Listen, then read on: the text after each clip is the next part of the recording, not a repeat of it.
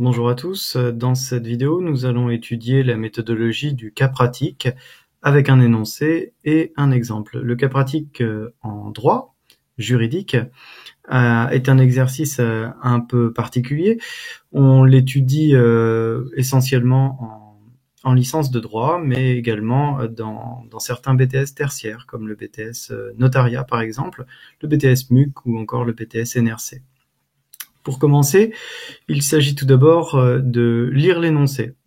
Il s'agit toujours d'un cas concret dont vous allez devoir retirer un certain nombre de problèmes, parfois un seul, afin de les traiter selon une méthodologie adaptée. Vous pouvez maintenant faire une pause dans cette vidéo afin de lire cet exemple.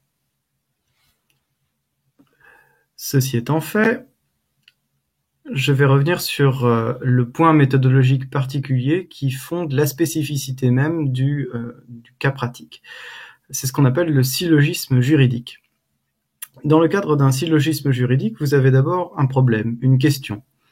Vous allez résoudre ce problème à l'aide du syllogisme qui est une règle de droit suivie d'un fait qui, liés l'un à l'autre, donne une solution juridique.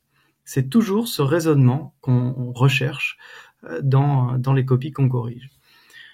Pour vous énoncer ça autrement, imaginons un exemple extrêmement simple, je fais une sorte de caricature du syllogisme juridique pour que vous compreniez bien. Le problème qui pourrait être posé serait « l'entrepôt de Marc est-il un immeuble ?» La règle de droit qui va nous aider à répondre à ce problème est l'article 518 du Code civil. Il stipule « les fonds de terre et les bâtiments sont immeubles par leur nature ». Le fait que nous relevons est « Marc est propriétaire d'un entrepôt, c'est un bâtiment ». Donc, la solution juridique est la suivante, l'entrepôt de Marc est un immeuble. Le syllogisme, c'est une figure de raisonnement que vous avez pu déjà rencontrer, notamment dans les cours de philosophie de terminale. Il y a un syllogisme juridique connu qui dit « tous les hommes sont mortels, or Socrate est un homme, donc Socrate est mortel ». C'est ce type de raisonnement-là qui fonde le raisonnement juridique et qu'on veut voir apparaître dans un cas pratique.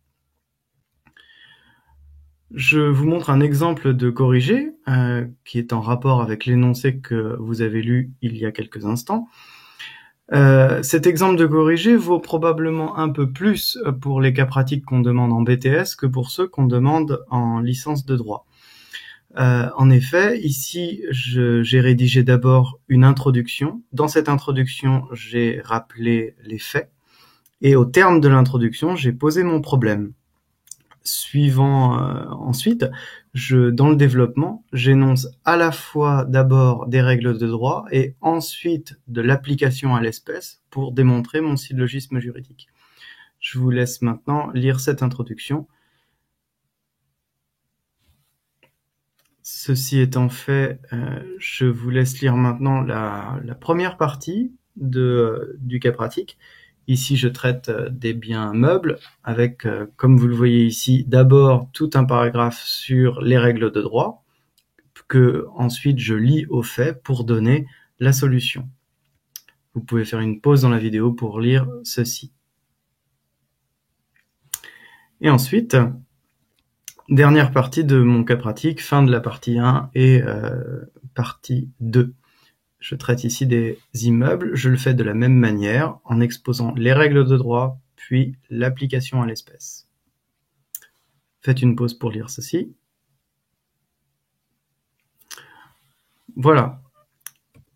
Les derniers conseils que je pourrais vous apporter, c'est ne négliger aucun fait. Comme vous l'avez lu dans le cas pratique que j'ai traité ici, je suis allé probablement plus loin que de raison. J'ai même parlé des moutons, je crois, pour exposer toutes les règles de droit que j'avais pu trouver.